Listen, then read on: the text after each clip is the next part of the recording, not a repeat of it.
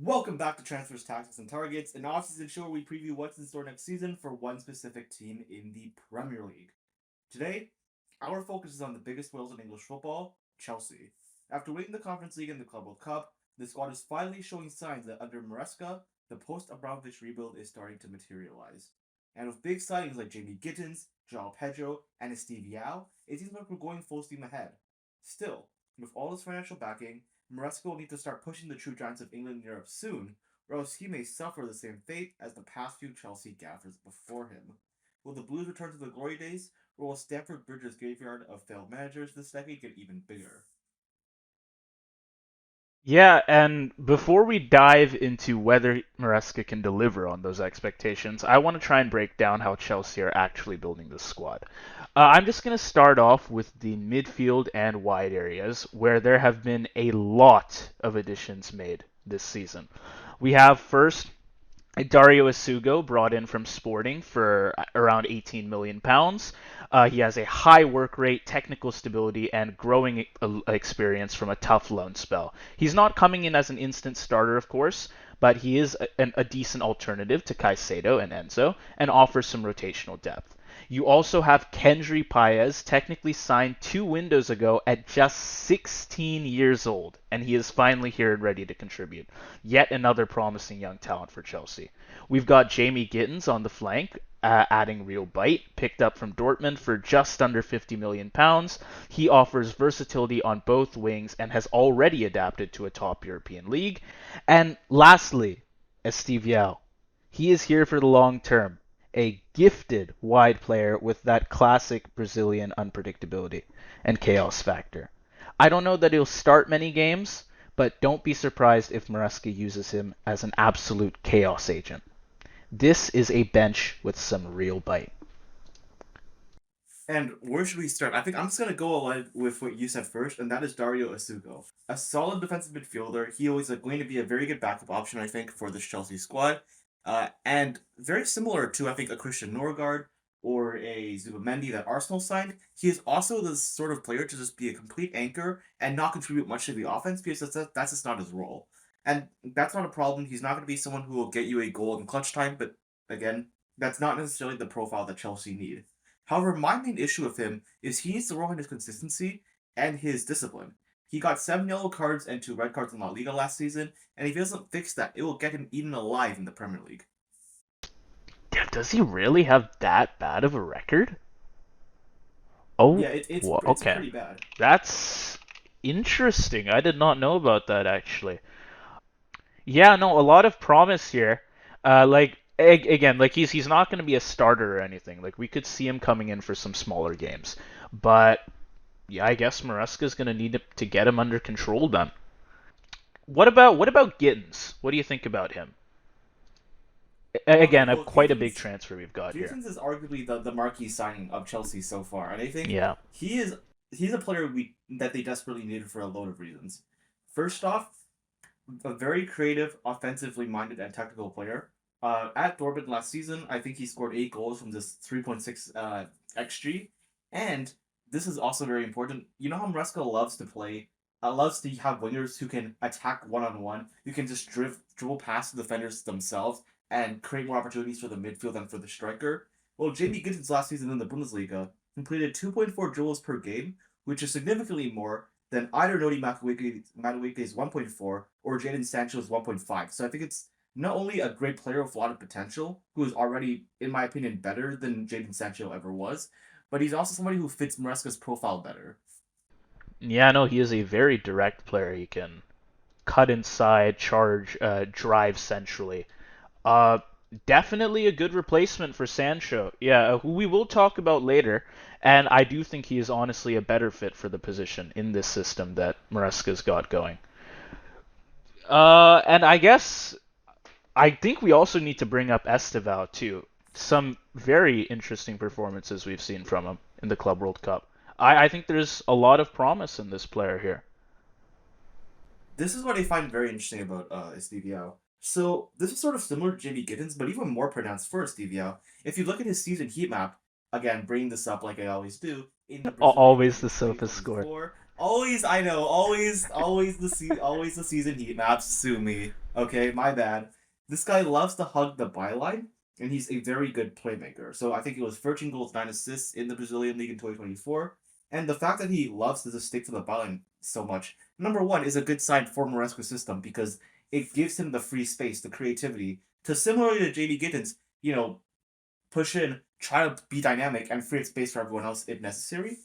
And it's also very interesting because, and we'll get into this more later in the transfer section, because Chelsea love to push up their right back, the fact that, the fact that Estevão, when he's playing, will be so close to the byline will allow an inverted fullback such as a Malagusto or a Reece James to push in further and just create more pressure on the opposition defense. Yeah, I mean, you were talking about 1v1s. He is electric on the left side. Brave in those tight spaces, too. He is so dynamic. He's going to be lighting up matches, no question. And yeah, it's going to allow for quite a lot of creativity between him, Gittens, and whoever they end up placing in the middle, which is something we will be bringing up later. And Speaking of I, the middle, Kendry yeah, Páez, no? And this is actually something, another interesting thing about Kendry Páez. You know what I find very interesting about the signings and the profiles that Chelsea have in their attacking midfield because Páez is a potential number 10 for Chelsea. Again, he drifts. Look at his season heat map. Look at how much he drifts to the right, which I find very interesting. It sort of reminds me of a certain Cold Palmer, if you know what I'm trying to say. And there are other players like, for example, similarly, and we'll get into this later as well. João Pedro loves to drift in left. Uh, there are other signings like maybe Xavi Simons also loves to drift to the left. The fact that the team is able to just potentially shift in the way that they are, that overlap will make players who are normally central get the opportunity to play on the wings and vice versa. And especially when your key player is Cole Palmer, that could be potentially lethal. If people are overloading the wings, it allows Palmer to be both dynamic on the wings, but also cut in centrally and contribute a lot to the offense directly, which is sort of what we saw in the later stages of the Club World Cup. I mean, it's so hard to know what to expect with this team, and honestly, that's great for them. And yeah, with Paez, I think they're really thinking ahead because they can keep up this system that they've got in the midfield for a couple years to come with the depth that they've got currently. And Paez, he's only 18 now, but he definitely shows promise. And in a couple years' time, when the current starters are out, I think he will be very useful for this roster. Now, I know And he's clutch, by the way. I just want to point he out, is. by the way, this guy's 18 years old. He's already lighting it up for Ecuador. One of the most underrated teams in international football right now. I mean, okay, I remember with the last video on Arsenal, we were kind of dancing around Gyökeres, right? I think there is a marquee signing here for Chelsea that we should probably talk about. Fair enough. Fair enough.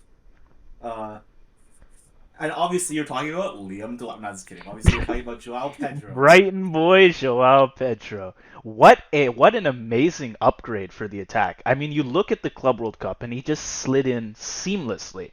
Scored what twice in his debut against Fluminense, helped Chelsea reach the final. Just an instant impact. That is something that few new signings are able to deliver. And I think across uh, 3 games was it in the tourney that he had, and he had 3 goals Yeah, off three, of three goals, yeah. like I think it was 6 shots that he had as well. So one of the best shot conversion rates of any player in the competition too.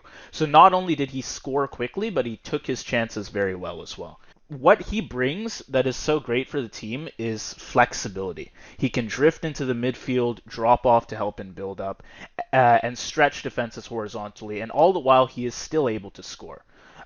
For Maresca's system, I think that is massive because that center forward, he's able not just to finish, but also to facilitate for other players.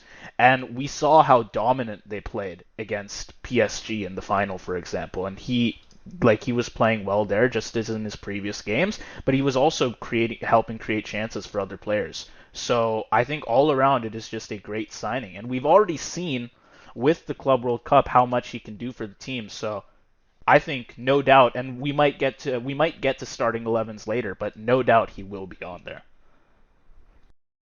And I think what's so interesting about João Pedro, which I talked about a little bit in the post Club World Cup, I guess, instant reaction video, he is not a traditional number nine. When Chelsea signed Liam Delap, I thought that was the direction they were going. They definitely had a bit of a crossing issue where they struggled to break down teams' low blocks, and with Nicholas Jackson as the one guy in the box, obviously, you just can't do much of him.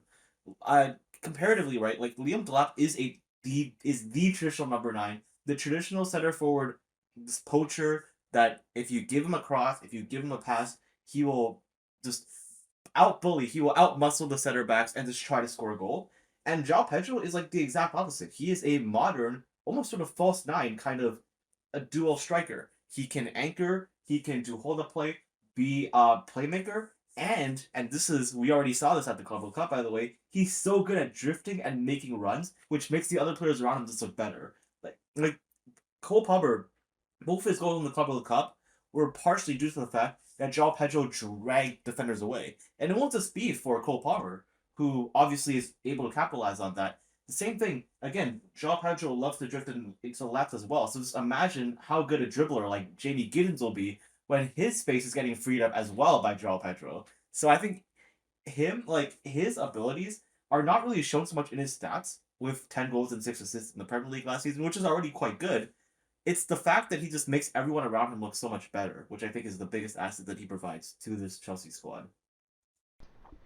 Dude, and I mean, we have Delap coming in as well. I think that signing complements Pedro perfectly. We saw Delap play pretty well for himself too at the Club World Cup. He had that almost screamer against PSG. And like with whereas Pedro has that flexibility, Delap is a bit more direct. He presses first, shoots fast, brings a physical edge, and now between these two, Chelsea have got two tactical archetypes that they can rotate depending on who they're playing.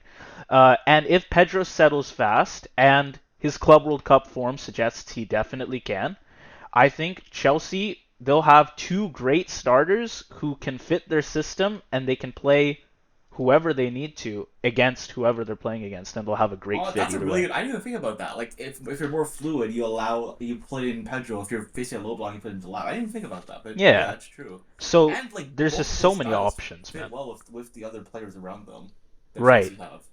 It's the depth is just like all coming together with this team. They have so many ways that they can play.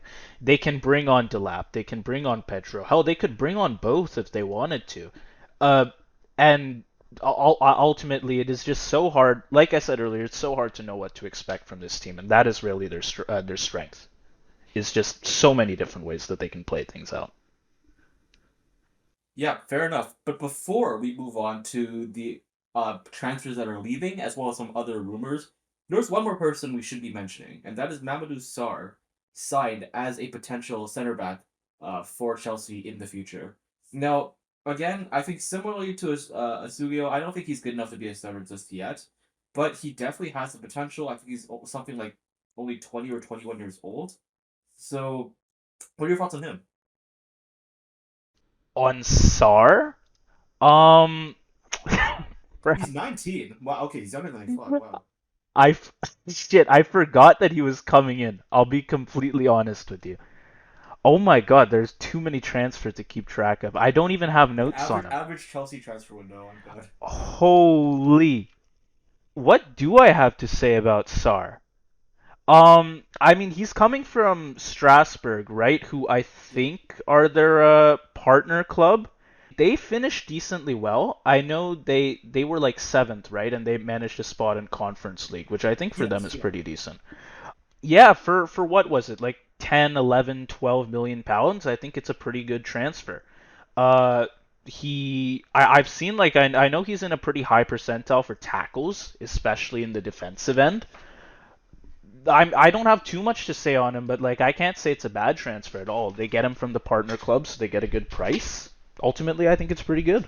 Yeah. I did not mean to put you on the spot like that. I was going to say beyond what you were saying, by the way, with his defensive solidity. I also think he's actually quite good at like playing at the back and dribbling, and because Chelsea love to do that with their three-man backline with CoDaKrew dropping back and the right back pushing forward. I think that can also be very useful. Again, he's not a starter just yet, but he's another good value signing that fits Chelsea's system. And that's what's really promising about, honestly, the Chelsea transfer window. Because I feel like in the past, they used to just overspend and splash like 50 million to you, 60 million to you, 80 million to you on just random players, regardless of whether or not they actually regardless of whether or not they actually fit the system. And while Chelsea are still going out with the we're signing a ton of players every year sort of strategy, they're being a lot smarter monetarily with who they're getting. I think like you're saying, Sarr was like what, 10 million euros? I don't know what that is in I'm seeing like pounds. 12 million, which yeah, I think is a Yeah, I good guess like price. 12 million pounds maybe. So yeah, like he's like it's a really good signing, and it's just a very cost efficient signing, which is what Chelsea needs to do to not get into FFP problems. So yeah, I really like, I guess, overall how the window has gone for them so far. And I also talk about more in the transfers and transfer rumors. I think they've also been very smart with who they've been selling. Okay. Yeah, let's actually get to the sales then. There have been I've seen quite a lot of sales in the goalkeeper department. There are like six that have left between the first team and the academy. Like Petrovic The is off crazy to thing is Bournemouth. they just sold like 20,000 goalkeepers, but they still have four. Yeah, I know the depth in this role, man. Petrovic is off to Bournemouth for like 25 mil, I think. Kepa went off to Chelsea. Kepa went off to Arsenal. We Arsenal. talked about that earlier. Bettinelli was to Man City, and then Bergstrom they We also sent talked off to about that Mallorca. earlier. Yeah. Yeah. So two of them from two of our previous episodes. Though, like, despite this role flipping from one with lots of talent to one that kind of needs to be filled for the years to come, because of course they do still have four players, but I guess they Honestly, want to I bring in think some more. I think Sanchez. I mean, obviously I guess in terms of, if you want like a better, I think they do need a better keeper. But in terms of the depth, I think Sanchez is a good depth piece. I think Yeah. Jonas is a good depth piece, and like the other two guys there. I mean, I don't know how good they are, but I feel like just as long as you have two solid options, if you bring in like an actual marquee keeper, even if you sell Sanchez, beyond that you can just get the other guys in for like cup matches or whatever, and it's all good. Right. And I mean, I think we had one more signing for goalkeeper as well, which was Mike Penders. 18-year-old from Belgium. He got signed from Genk for I think 17 or 18 million pounds. And he also just got sent off to Strasbourg on loan. Following in Petrovic's footsteps, basically. But he's already being eyed as a possible long-term number two.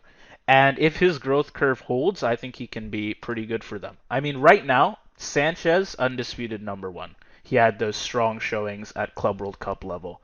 I don't think that's even a question.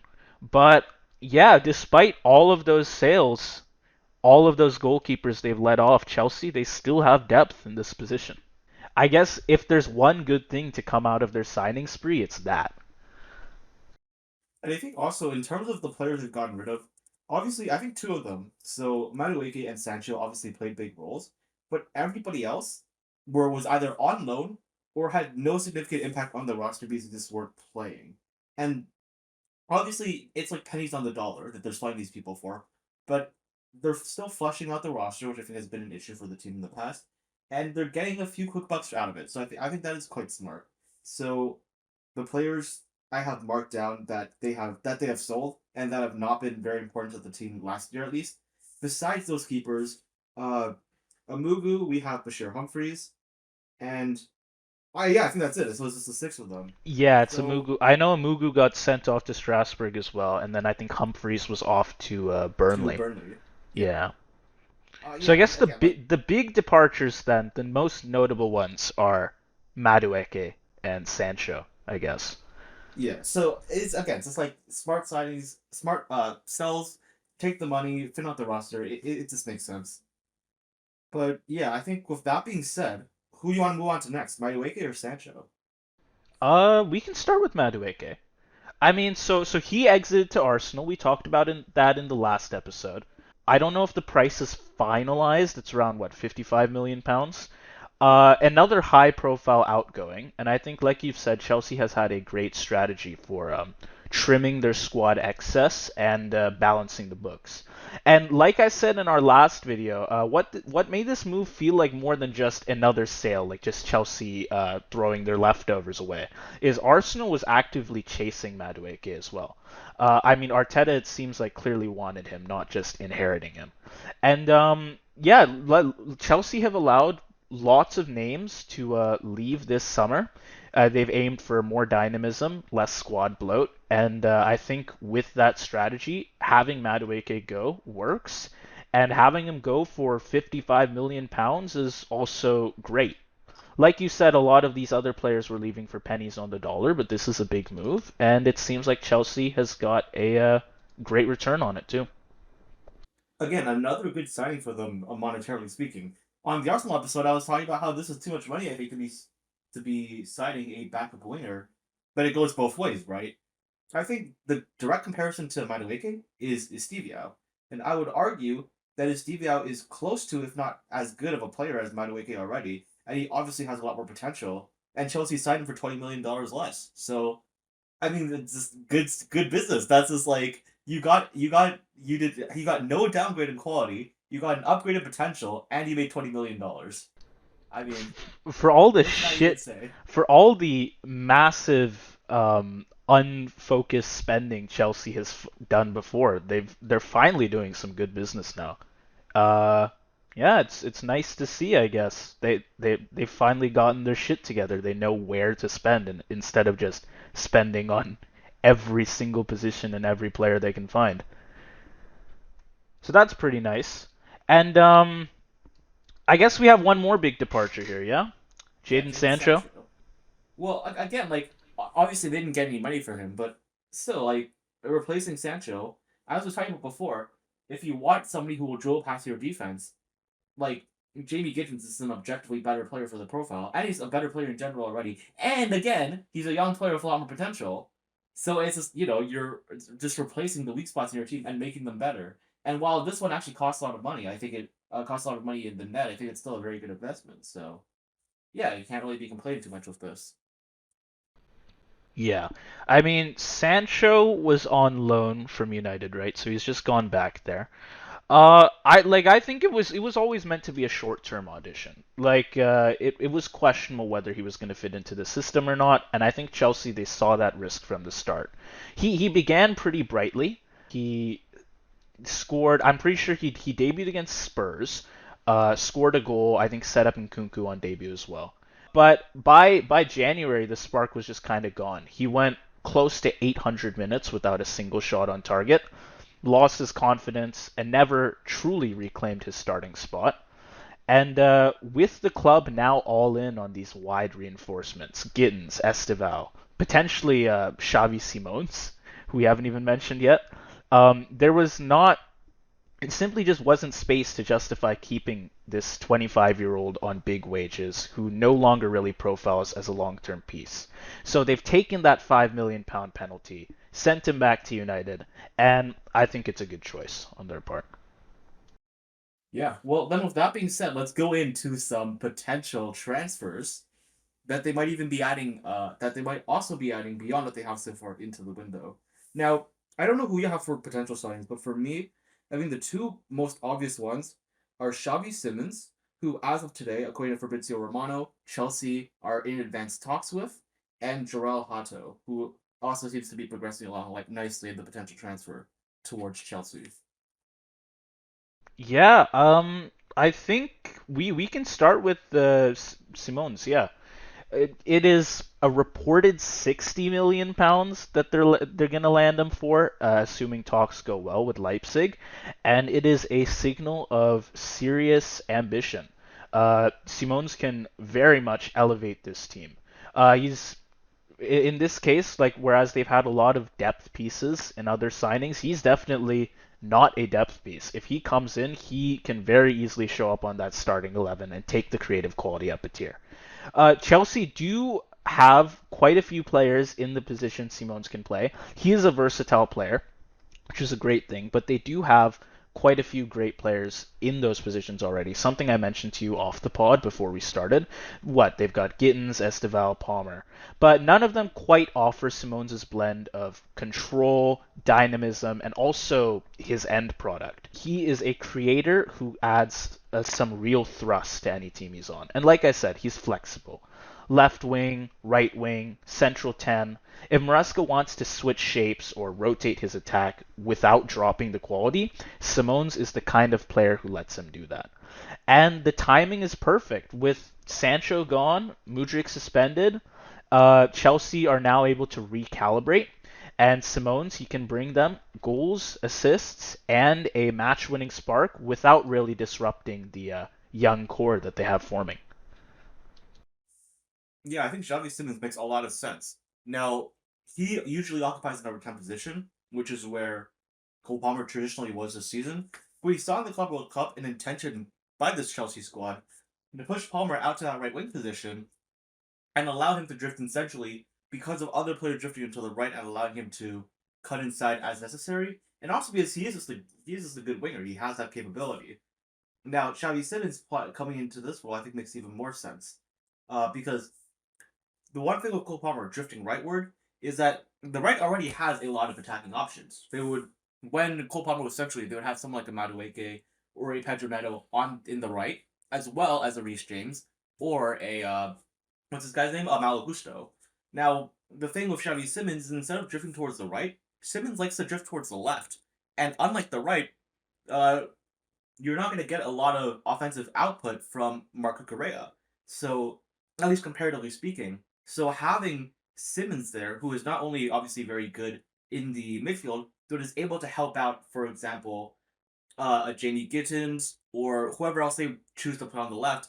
I think that's also a really smart signing in terms of balancing out the offense and making sure that there's like threats from both sides at the same time. And obviously, by doing so, freeing up space essentially for Simons to use his amazing playmaking ability to make a pass in, and as well for, as we were talking before, a Liam Delap or a João Pedro to just get good opportunities.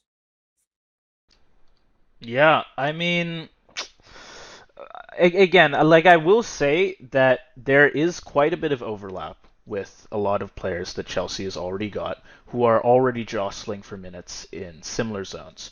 But Simmons does have a lot to offer. He is a very direct threat from those central positions. And like you said, Palmer is also pretty flexible. He's played in the middle before. Then we saw him on the wings during the Club World Cup. So we could definitely see Simmons slot into that 10 role and provide more thrust on the counter. I will say, like his price tag, it's I think worth it for a player like him, but it is still quite a bit to spend. Um, we'll have to see if it's worth the money because I do feel like um, it is more so like a stockpiling talent move as opposed to something like Hato, who we're going to talk about later, where there is, I'd say, a bit more of a gap in the roster to be filled. Even still, though, I think Simmons can definitely bring a lot to this team. Here's the interesting thing about that. I feel like for me, Simmons is more filling a gap, whereas Jorrel Hato is the one that's just piling on and adding extra depth. The way I see it, Okay, that's because interesting. again, like in that central number 10 role, if Cole Palmer is playing as the winger, who else is the natural third midfielder for that Chelsea squad? Obviously, we know who the double pivot is. It's obviously going to be Enzo Fernandez and Moises Caicedo, and nobody is doubting how good they are. But they don't really have a third option, or they didn't before this. I think maybe you can play like I don't even know. I don't even know. I guess you could potentially have like a Kendry Páez there. Maybe I don't know what's happening with Mudryk, etc., etc. But they just didn't have somebody to fill that role. So I think that's one thing. They need a number 10. And secondly, again, because they don't have the left back pushing in as much, you would much rather have that number 10 be drifting out to the left rather than being drifting out to the right. So I think between Palmer and Simmons, just from a tactical standpoint, the way Simmons plays, this makes more sense in that role. Okay, that's fair. And again, like there's a lot of versatility with these two players. So like I could see them flipping positions potentially. But yeah, if you're saying you want Palmer on the wing and Simmons in the middle, I think that is honestly pretty reasonable. And yeah, no, it's a good transfer and if Chelsea can find the money and I think they probably will because they've got like we said quite a few departures going on and quite a bit of money that they're getting coming in. I think it's a good transfer to make. And at the very least, even if he ends up overlapping quite a bit with the other players, he will be bringing that talent in and keeping it away from other teams. And then let's talk about Jorrel Hato. So I actually want to hear from your side of the argument first. Why is Jorrel Hato filling the hole for this Chelsea squad?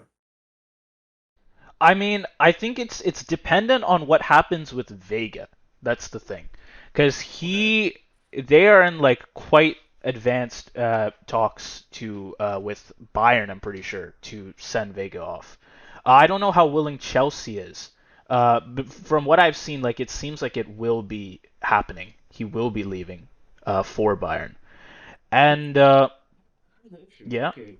Actually, you can continue. Sorry, you can go ahead. I mean, I was just gonna say because if you send off Vega as well, I mean I know you've got Cucurella back there too, but like they wouldn't have, I think, any great players in case of Cucurella going out, and so I think Hato would be You someone who have can. Badia Chile. I think he's quite solid. And also, like, even that, Okay. here's my actual issue. This is the real issue with João Hato. I know he's listed as playing as a left back and a center back, but he cannot play center back. I'm sorry. Like, this guy cannot fill in that role in the Premier League. He is way too left focused. As again, I can see this in the season heat map, and I'm sorry, he just does not have the physical. the heat map again. Like honestly, I don't play like FC Mobile, or I do play FC Mobile. I don't play EAFC, with the one where you have like manager mode or whatever. I'm sure even if like Jorrel Hato was listed as both a center back and a left back, I'm sure if he played him as a center back, his rating goes down like 3 or 4. Like he's not really a center back. You know what I'm trying to say? Like he can be listed there, but I would not recommend that. I would not recommend that tactically for Chelsea right now. Okay. I mean, cause I know maybe I'm a bit hyped with Jorrel Hato, cause like we saw at the start of the window, or like even before the season ended, that there were talks of him coming into Liverpool. So I've looked into him quite a Right, but bit. coming into Liverpool So as a left back, not as a center back. right, yeah, I know. So yeah, no, maybe there's a bit too much hype around him for me. But okay, I guess that's fair. So you're saying you think Xavi Simons is a lock? Like he comes in. Well, I'm You're not gonna pretty say certain he comes lock. in. I'm not gonna say lock, but it seems very likely Okay. according to the big man himself, Fabrizio. So I'm trusting it. What do you think about Hado then? Do you think he also comes in? I do think he comes in because Okay. I think like having adding another backup left back and developing in the future to potentially fit into the center back role because obviously he is young and he has that development ability. I think that makes sense because again, Renato Vega did not play very much for Chelsea, so That's if you true. want to have Hado win as a center back, like he doesn't actually have to play much in the first season. You can just focus on him. You can just focus on him developing, and then in the future, I think he can develop into that role. So yeah, I don't think it's too much of an issue. Okay. Fair enough. Yeah, so it seems like those two transfers will go through, and Chelsea, like they've already confirmed so much stuff throughout the window, so a pretty big transfer window for them.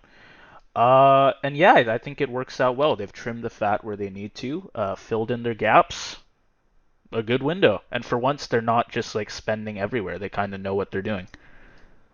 Well, it seems like we agree, but real quick, let's talk about a few more players that are leaving. So we both agree Xavi Simons, Jorrel Hato are coming in, right? Yeah.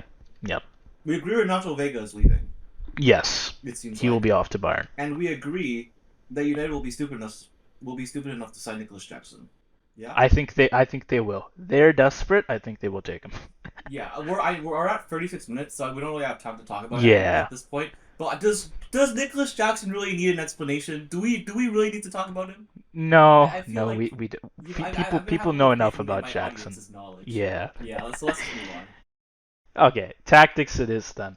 And I mean, I'm just going to start with the attack right now. Again, we have that marquee signing of the window so far, João Pedro.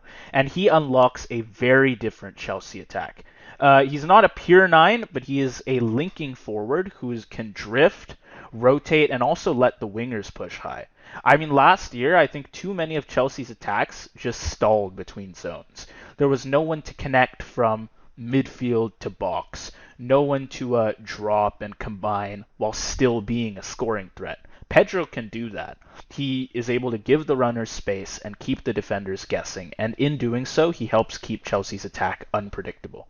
That makes room again for the runners who can add even more unpredictability out wide. You have Estevão, who's electric in those 1v1s, and Gittens on the right making a more direct threat. And just behind them, you can have Chelsea rotating those playmakers. Cole Palmer, Fernandez, even Páez if you want to bring him in for some less important games as he develops. They can offer technical solutions for different opponents. And Páez in particular brings quite a bit of X factor. Vertical runs, tight dribbles, and zero fear. You also have Delap there, who can be deployed alongside Pedro in tight games, or swapped in as a pure poacher when Chelsea need a late goal. And again, Pedro's link-up play is tying all of these players together. He's no Holland, obviously. He's not going to be scoring 25, 30, 35 league goals.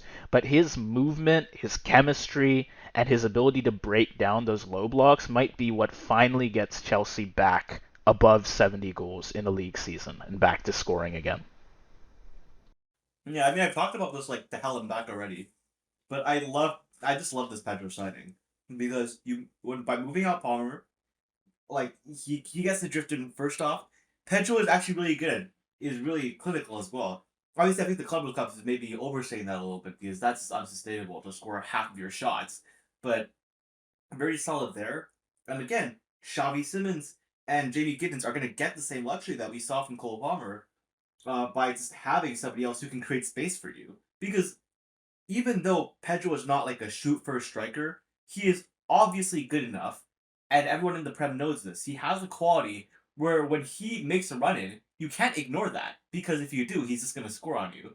So that really just makes it so much of a headache for teams, especially low blocks, who traditionally would just stand it in the box, force Chelsea to take in corners, and then just break them down that way. So I really like that. I really like the Pedro signing, especially with the players that are going to be around him. Okay, yeah, no, it is a great signing. He's able to link up so many people on the field, so much impact, even just outside of like the goals and assists and whatnot.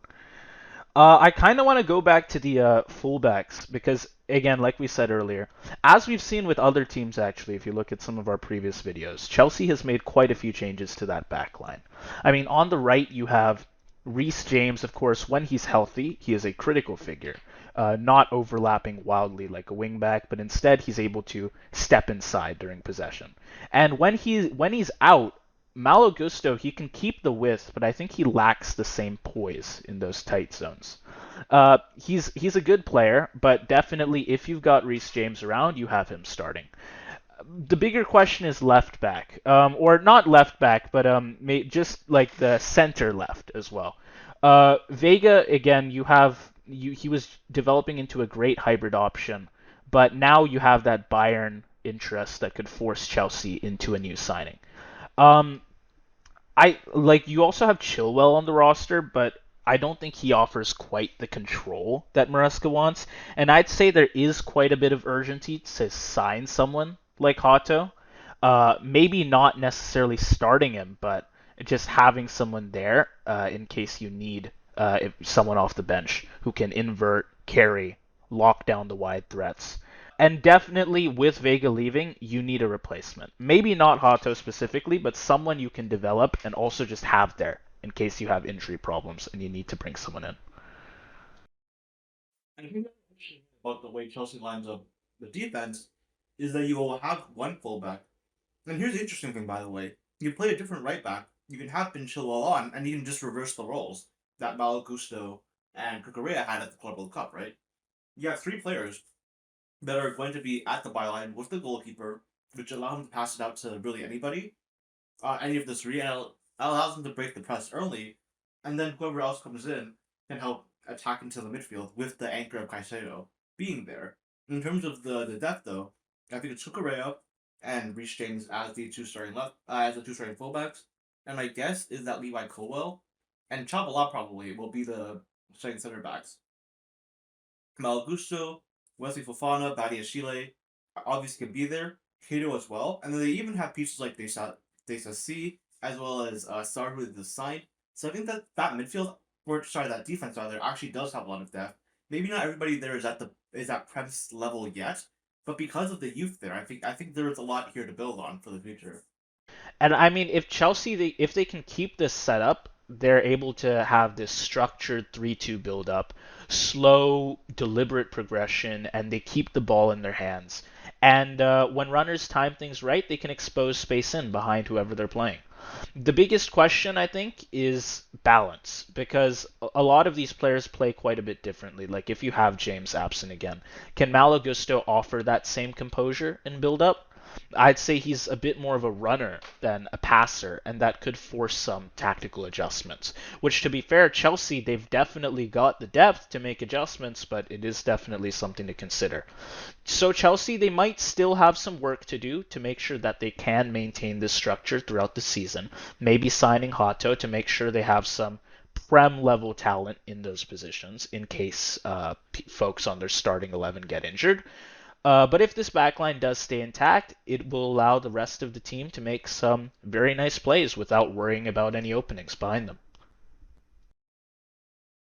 All right. Well then, do you think we should go to lineups then? Like, who exactly will be starting? Yeah, How I think we so? can. And the backups.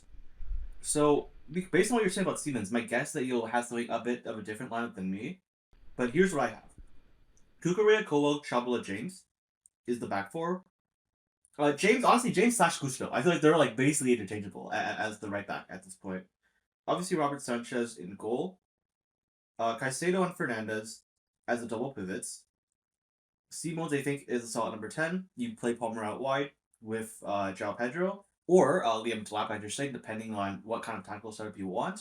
And then Jamie Gittens, I think, will fit in very well at the left wing position there. So that's a 4-2-1-3 for me. Okay, so I'll start with my backline as well. Now it was a bit hard for me to choose between Chalaba and Hato, and I like your what you said earlier has kind of got me second guessing. But I'm gonna stick to my guns here and say that Hato replaces Chalaba. It's or not replaces Chalaba. Sorry, replaces Colwill. But it's very uncertain back there. Again, like he's not signed even, so we can't say for sure that he'll be on the roster, though it is likely at this point.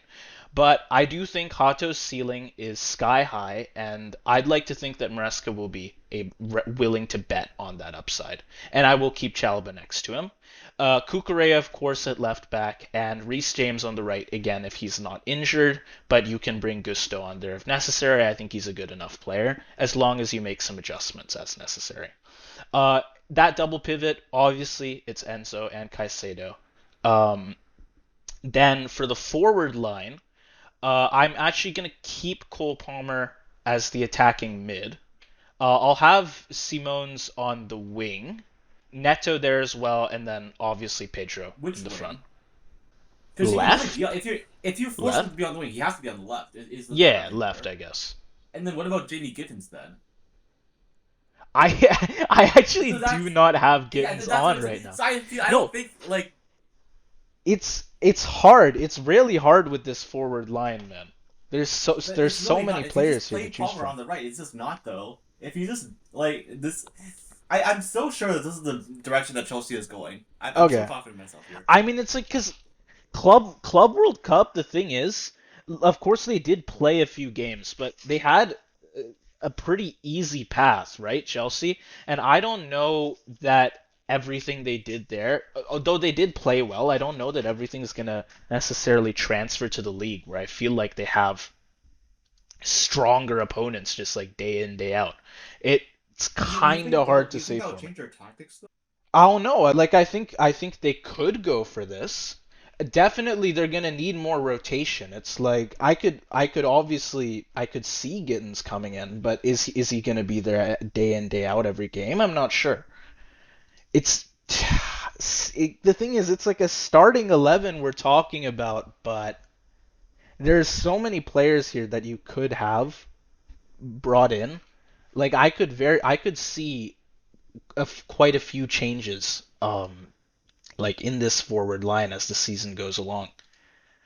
I don't know. I think we if we have Gittens and then we have Simons as well, we've got two new signings here.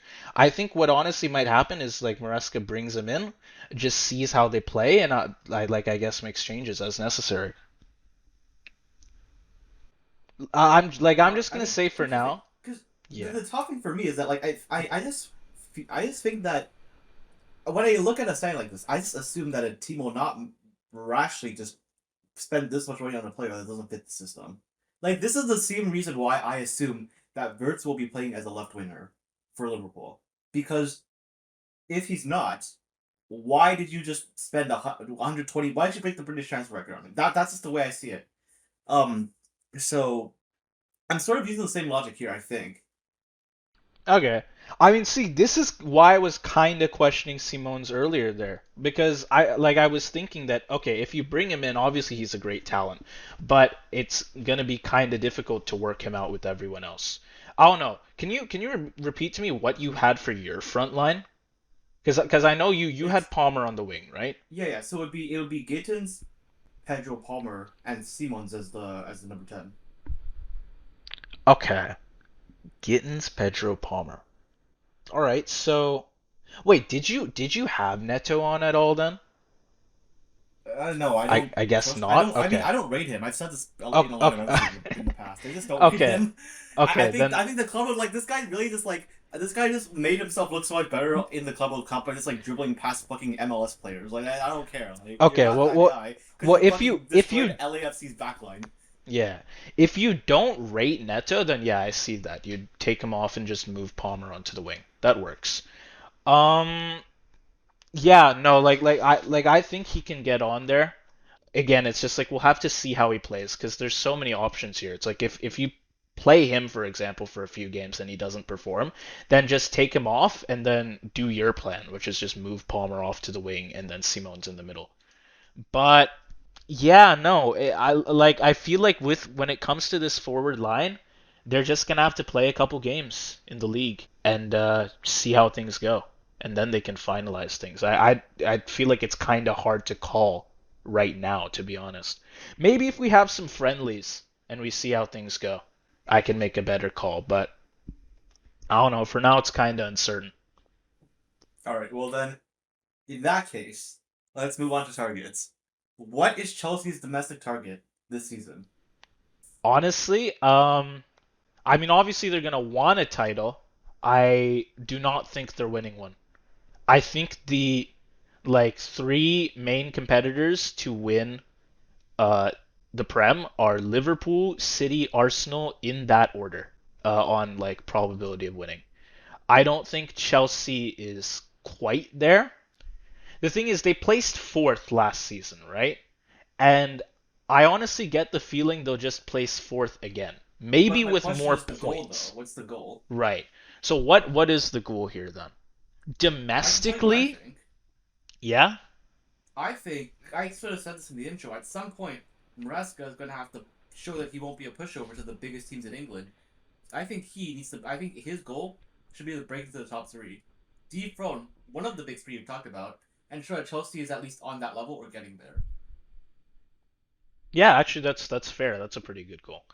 I was thinking just like if they can break I don't know, 75 points, that would be pretty good for them because then that would be like the best performance they've had since they won the title. But like if they just do that and they end up placing fourth anyways, then it's like not as great of a look. I don't know. Yeah, I feel like people don't So really remember the points totals. You just think right, about the way yeah, he they plays. won't. So third place would be good. You're right. I think to do that though, Chelsea they're gonna need consistent scoring because they scored 64 in the league last year and their XG really dropped off toward the end. So it's good that they've got more players that they're bringing in here, but they're gonna need to get going early, but more importantly, keep that performance going. And I think you'd want to hope for a strong collective tally from the wide players like Estevão and Gittens as well. They leaked in 43 goals, which on its own honestly is not a bad stat. But with that weekend scoring, they ended up tied with Newcastle on goal diff, and they were well behind like City, Arsenal, Liverpool. I don't think they're gonna go wild with goals like Liverpool did, but they could definitely tighten up the back line like Arsenal managed to do. And again, like a more settled back four, plus having a healthy Reece James or maybe a new center back, if you bring Hato in there, could be key to that.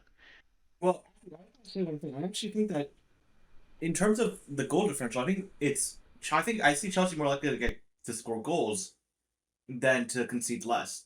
Because again, the way, at least in my formation, the back four itself is not really changing. Obviously, you're fixing the Nicholas Jackson issue, but and this is the reason why I don't think they're ready for contention yet, even if they have a really good season, is Robert Sanchez is not a good enough and consistent enough keeper for a 30-game Premier League. So that's the thing for me. I think that will be a bit of an issue. He will probably let in some goals that he shouldn't. You know what? That's actually a fair point. Okay. All right. So maybe they do try and just score then. But I think ultimately, I agree with you. Their target should be top three. That would be good enough. Just managing to kick out one of those three teams. Again, like I still back Liverpool to win it. I think they have the best chance, but maybe they kick Man City or Arsenal out of there. I don't know. I don't know with cups though, to be honest. I mean, obviously silverware is good, but it's like, are they gonna focus on top three in the league or FA or EFL? Because with how competitive the top three has been and like how hard it's been to break into that, I think that if they put too much focus on a cup tourney, like they could end up just placing fourth again. It's kind of hard to say. I think that's quite. This is the way I see it, though. I think Chelsea, honestly, is going to be more focused on cups because they are naturally built to be a cup team. They just won 2 cups last season, so I'm not sure if they'll win a cup domestically. I'm not sure that's even necessarily like a direct goal. Like the board wants you to win the Carabao Cup this season. Again, something that would be set in like a FIFA career mode game. But I think they could reasonably go pretty far in either competition. But it's just sort of hard to predict that they'll be winning because there's just so many good other teams that are going for it. Other upper mid table teams that are not good enough to contend in the Prem and will focus all their energy on this. Obviously, the big three who have the ability to focus on both the Prem and this. I don't know. It can. I don't really know where Chelsea's gonna finish. Yeah, I'm not gonna like predict them to win any domestic silverware. They of course they've got a lot of depth here, but they've still got shit to work out. And like you said, Arsenal, City, Liverpool, they can manage both the cups and the league, but I don't think it's going to be quite that simple for Chelsea. So I'm going to say, yeah, they just aim for third place in the Prem, and whatever happens in the cups happens. In that case, though, if they're not going to do much domestically, I think we should talk about European. I mean, we just saw they had a pretty wild ride through the Conference League. They're back in the Champions League now, and that's not something that they should take lightly because it is the perfect proving ground for all of these new signings that they've got. I think the goal for them should be semi-final. Like we've seen, they're good in knockout tourneys, and I think they can go far here, and I think they should try. The final is a possibility, depending on their draw, but I think semi-final at the minimum would be good. And it's not just about silverware as well, because you have the Club World Cup, and UEFA coefficient matters even more now. And Chelsea, they're going to want to be back in 4 years' time. And that's going to mean continuing to place top four in the league, getting European spots, and then doing well there. Here's my question then. Let's say Chelsea do finish in the top three. Correct me if I'm wrong here. I think the last time they did that, they won the Champions League. How unrealistic or realistic is that? Winning the UCL with their current roster, and I mean, like Maresca, he's done pretty well in these knockout tourneys. I think it's not unreasonable. Yeah, honestly, I was gonna say because I think on one hand, I think the goal is actually to win the Champions League. Unironically, not that I think it's Damn. all Okay. that likely, Yeah. because one, the way the roster is set up, and two, just because I feel like they're adding so much talent that if it all works out, they are one of the best teams in the world. I really believe that. Like that front three has the potential to be so deadly. the midfield is really improving. It's just the defense that's a bit of an issue. But again, sometimes in the Champions League, it's just like you're really good for 1 or 2 games, and Chelsea has that on lock, and they could definitely surprise a few teams. I'm not saying they will win the Champions League. I don't think that'll happen, but I don't think it's that unreasonable of a goal. Yeah, I don't think it's unreasonable to suggest that they could at least get to the final. Like I'm saying semifinal at the minimum is what they're going to want because like you said they've made a lot of signings here. They've brought in a lot of talent and they're already good in knockout tourneys as we've seen, which also means that there's some expectations on them, some expectations on Maresca. But yeah, like I could see them showing up in the finals for sure. So you're saying the last time they placed top 3 they won. That's a pretty good omen for them, honestly. We'll just have to see. It's like with Champions League, it's a knockout tourney. I've said this in like a couple of these episodes now, but it's just every game you're fighting for your life, and honestly, Lord knows what's going to happen. I think they can get far for sure. It's just how far is kind of the question. Is it semifinal, final, or do they win it all? And I want to say one last thing. I think with all these new signings, there's a big question of whether or not it's going to fit together. These are goals for if they fit together. So there's a very solid chance that this whole project doesn't work, and next season they will be nowhere near first in the Champions in the Premier League and did not do and like get knocked out in the group stage of the Champions League. So the goals here, I think, are really dependent on how well will this new front three, no matter how it looks, gel, and as well as that, how will the front three, not even the front three, how will the whole team work together? Will Jamie Gittens be able to transfer, for example, his technical ability, his dynamism, his dribbling, into a more physical Premier League? I don't know. So yeah, I again like these goals. I'm not saying these are going to happen. I'm just saying in a best case scenario, I don't think they're that unreasonable. Yeah, I mean we've seen some pretty shitty seasons from Chelsea recently, right? Like two seasons ago, they were what sixth, which I But guess is this is maybe why I not don't the want to. worst. I have like an aversion to I have an aversion to hyping Yeah, them up too much now because of this. I mean like the season before that they were 12th in 22-23. So Yeah. this is and this was like when they were still doing quite a bit of spending and they ended up there. I don't know. It's hard to say with Chelsea. Like obviously they're on a much better path right now than they have been as of recent, but like you said, so many new signings coming in, and I've said as well, there's lots of overlap with these players, which could mean that they work very well together. They're able to take each other's roles, like a total football sort of thing in the front line, maybe. But it could also go pretty badly. Yeah, and we could have another 22-23 season where they're literally bottom half of the table. But yeah, I agree. If things go well and everyone gels, as they've been able to as of recent, like in the Club World Cup, then I can see them going quite far in knockout tourneys. I think probably just dropping the domestic cups, try for third in the Prem, and see how far you can go in the Champions League. Yeah. Yep. Well Okay, I then. guess with that, that's about it. Yeah. Yeah. All right. Transfers, tactics, targets, all covered. Okay, so well, for everyone who's watched this far, thank you for showing up. We hope you enjoyed this episode, and again, we will be continuing this series for as long as we can until we need to start eventually making like proper preseason content on everyone in the Prem. But for now, we probably have 2, maybe 3 more episodes we can fit in for this series. So if there are any teams you're interested in seeing, let us know. Honestly, it'll probably be the big teams, or at least the ones that are having big transfer windows. But we could definitely see like a Newcastle or a Tottenham or maybe even a Man U. I know we've been kind of averse to it previously, but like if they actually start being more active, like we could see it I don't for want to sure. talk about United, dude. I really I want to spend 10 minutes talking about fucking Nicholas Jackson, bro. How Oh are, my like god. what are we even meant to say about Jackson, man? They're Nicholas desperate. Jackson, They're desperate, I he's guess. not good. Yeah. Yeah. But No. I don't know. So our next episode probably going to be either Newcastle or Tottenham. But again, like if we see a third team there, that is having a lot of activity. It doesn't have to be United. It doesn't have to be a super duper big club. Just like if we see, I was looking yeah, for Newcastle, Tottenham, and if we see another team that's having any interesting transfer activity in the Prem, yeah, we'll consider visiting them for a video. So let us know who you're interested in seeing for the next episode.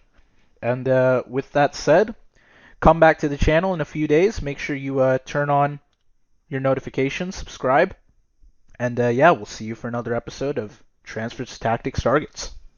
See ya.